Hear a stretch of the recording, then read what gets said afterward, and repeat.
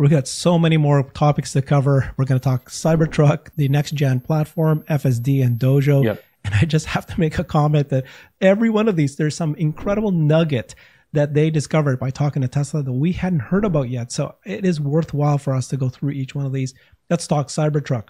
Look at this. Cybertruck is on track for start of production deliveries in Q4. So it isn't up to now. Just a couple of weeks ago, this is what they told Deutsche Bank. With 250,000 in target annual capacity, Tesla sounded excited for the halo effect on demand for its vehicles. The vehicles are product specific to the US market and will be the only product so far using the 4680 structural pack cells. The company is using 48 volt for electronics as for the first time, as well as 1000 volt for powertrain. And it's difficult to estimate how many Cybertrucks can be made in 2023 and 2024 because of the vehicle production ramp. They don't know yet, and the 4680s.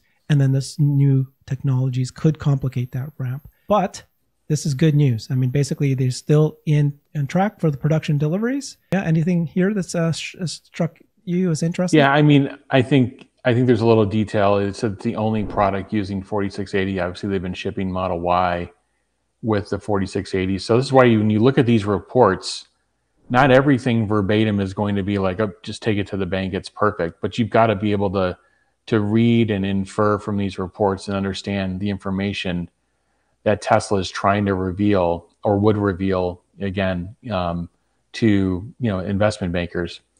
So the Cybertruck thing, I've been talking about this for a while. I said all these vehicles on the road, to me, this is a great sign. These are not hidden vehicles that are going for production delivery, and that's not the case. They're not in mass production until they're out of the production candidate phase.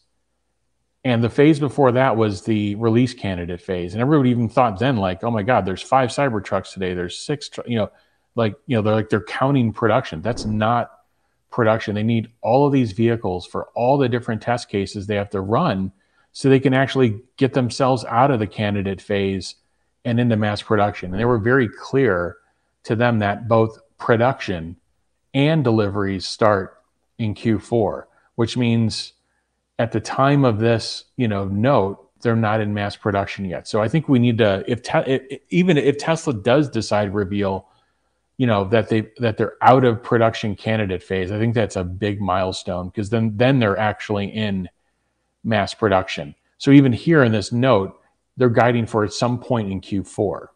We don't really actually know exactly when, but I just want to make sure everybody understands the different phases and how much work is ahead. It is a good sign that we're seeing all these Cybertrucks on the road testing, but they're testing. There's software people testing, hardware people testing, reliability people testing. The other thing about the ramp, I've been pretty clear that, there is a lot of new, unique, and difficult or different things that Tesla is doing that's not only unique to Tesla, but it's unique to the industry.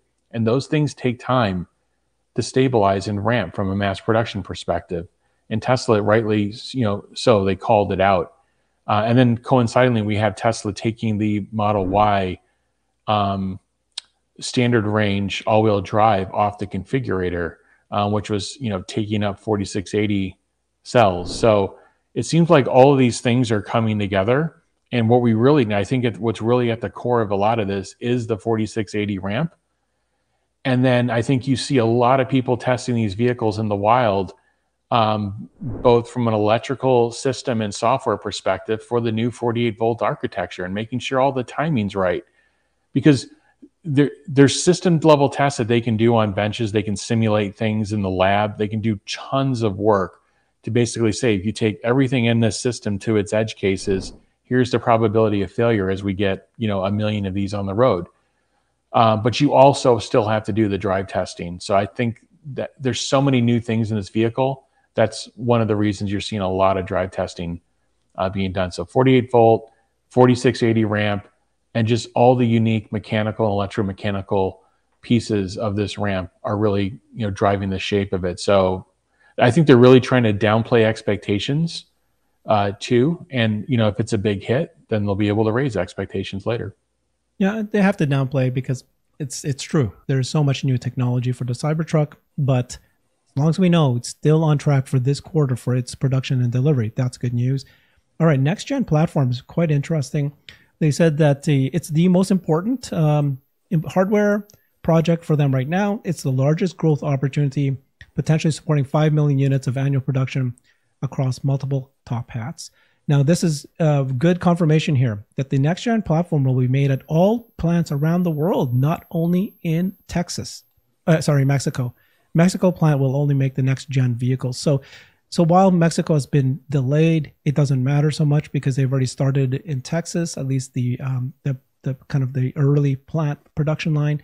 But then they're going to probably start this across the world as well. Thoughts on that, Jeff? Yeah, this is how Tesla is basically going to double up from a volume perspective. So this is going to be a massive thing for Tesla, and really for EVs and for transportation. So I do like the move of moving early vehicle production to Texas. I've always been a fan of co-locating engineering and early ramp up of our product for superior results. You're trying to take that loop, that feedback loop, and you're trying to make it as short as possible between an issue coming up and an issue being resolved. You know, given the pace of this ramp, if you've got a product you're going to ramp up to 5 million, units annually, you're talking about, massive weekly production volume. So, I guess 100,000 a week, right? So this is where you want to be able to take that feedback loop between an issue, whether it's a manufacturing issue on the line or whether it's an engineering issue the engineering's got to solve. You want to take that feedback loop and you want to condense it as much as possible. And you want the leadership team over it making quick decisions every day. It doesn't say that you can't move you can't move people to various factories. But when you do that, when companies do that, you are taking your eye off the ball for the next set of products. I don't want to get too far wonky on this, but other big companies, that have this tradition, name a big company right now in the mobile phone world, for example, one of the biggest manufacturers in the Bay Area.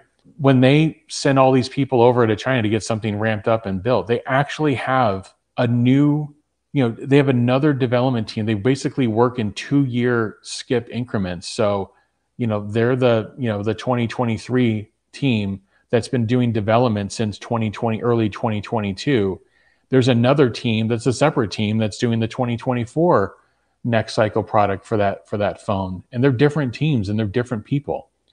And Tesla's not built like that, though. Tesla does not have so much engineering horsepower. I would say so much engineering, the number of people. They don't have that. They're not staffed that way to have 2-year multiple year teams to be able to do this. So this is why it's basically like everything's flowing through almost one effort. Again, I think there's some other R&D efforts in other areas, but this is I don't want to get too far off track there, but this is, I think, a key thing to this vehicle and its time frame.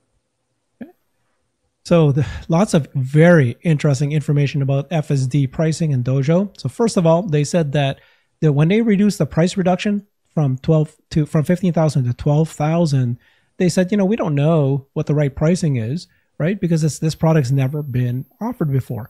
But what they're doing, the pricing on FSD is not set in stone, and it's going to continue to evolve.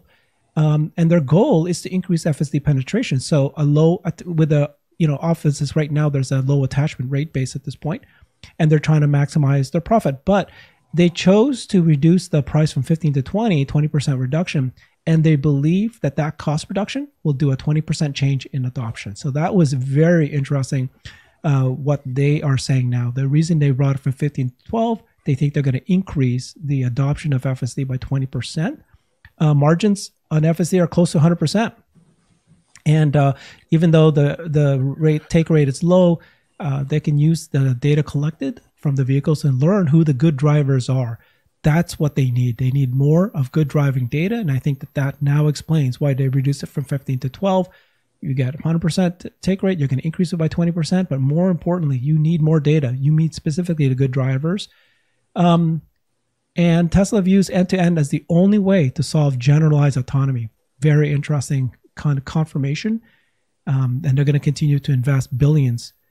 Then here, this is interesting. They said it commented that currently NVIDIA is the only company that has the technology to sift through the amount of data it has With Dojo, the company believes it will have a supercomputer specifically designed for its image and video processing needs. So all of this is jumping up.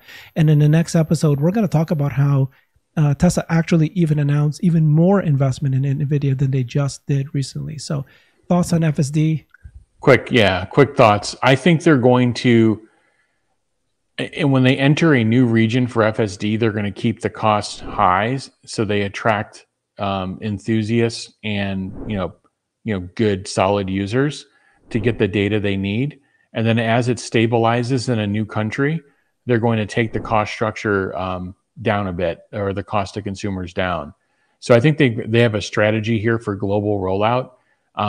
This 12K, I could see them raising prices again here as the functionality and performance improves. So I don't think they're married to that. I just think they wanted to increase adoption because they actually added that auto steer on city streets. They added it into the package. And I think for this quarter and next quarter and beyond, they want to drive up adoption because it's really stabilizing and it's a good product in the US. So what a great way to drive that up. And they also, I think they're packaging it with the Model S and X cost reductions as well. So you kind of get the full package in that vehicle, which run great. I think a lot of those purchasers of S and X are buying FSD as well. So if you can lower the price on that, lower the price on the S and X together, I think you're gonna drive up adoption as well.